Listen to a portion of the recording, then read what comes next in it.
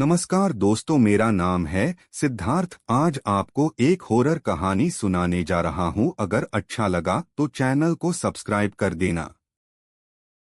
यह रही एक भयानक पेट आत्मा इविल स्पिरिट पर आधारित हॉरर कहानी, डरावनी और सिहरन पैदा करने वाली। पेट आत्मा का कुआं।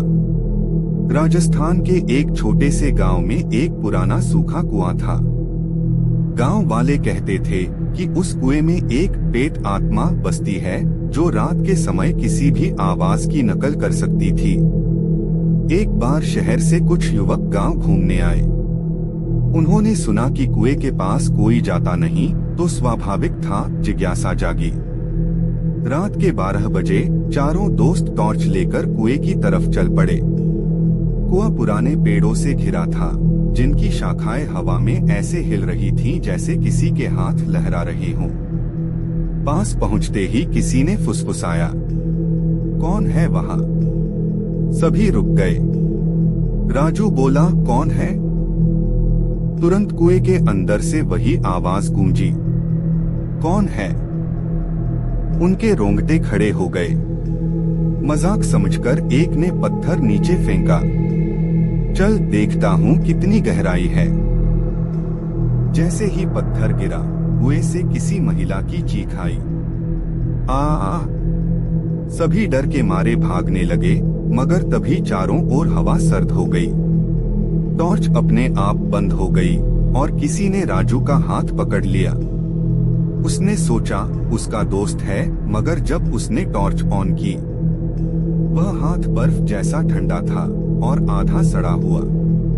अंधेरे में एक औरत का चेहरा दिखा। लंबे बाल, फटी आंखें और मुंह से टपकता काला पानी। वह फुसफुसाई, "क्यों बुलाया मुझे? अब लौट नहीं पाओगे।" 3 दोस्त किसी तरह गांव की तरफ भागे। सिर्फ 3। राजू कभी नहीं मिला। सुबह गांव वाले कुएं के पास गए। वहां सिर्फ राजू की टॉर्च और एक गीला हाथ का निशान मिला, जो आज भी हर रात 12 बजे फिर से उभर आता है। कुएं वाली रात के बाद गांव में सन्नाटा छा गया था।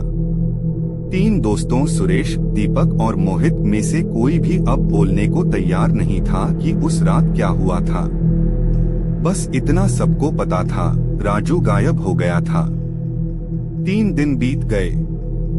गांव में लोग कहते थे कि रात को कुएं के पास राजू की परछाई देखी गई है। वो वैसी नहीं थी जैसी इंसानों की होती है। उसकी आंखें लाल और शरीर से पानी टपकता था। दीपक ने सोचा, ये सब भ्रम है। उसने हिम्मत की और रात को अपने मोबाइल से वीडियो बनाते हुए कुएं की ओर चल पड़ा। ठंडी हवा चल रही थी और दूर कहीं कुत्ते भौंक रहे थे। जैसे ही दीपक कुएं के पास पहुंचा, उसने देखा राजू वहां खड़ा था, बिल्कुल वैसा ही जैसे उस रात था, पर उसकी त्वचा नीली और आंखें खाली गड्ढों जैसी थीं। दीपक कांपते हुए बोला, "राजू, तू जिंदा है?" राजू मुस्कुराया। वो मुस्कान इंसानी नहीं थी, जैसे किसी मृत आत्मा के चेहरे पर हो। वो बोला, "मैं तो यही था, बस तुम सबने मुझे छोड़ दिया था।"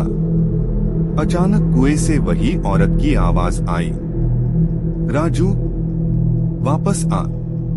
राजू का चेहरा पल भर में बदल गया और उसने दीपक का गला पकड़ लिया। उसके हाथ से बर्फ जैसा पानी टपकने लगा, जो जल नहीं, खून था। दीपक ने किसी तरह खुद को छुड़ाया और गांव की ओर भागा। पीछे से आवाज आई, "अब बारी तुम्हारी है।"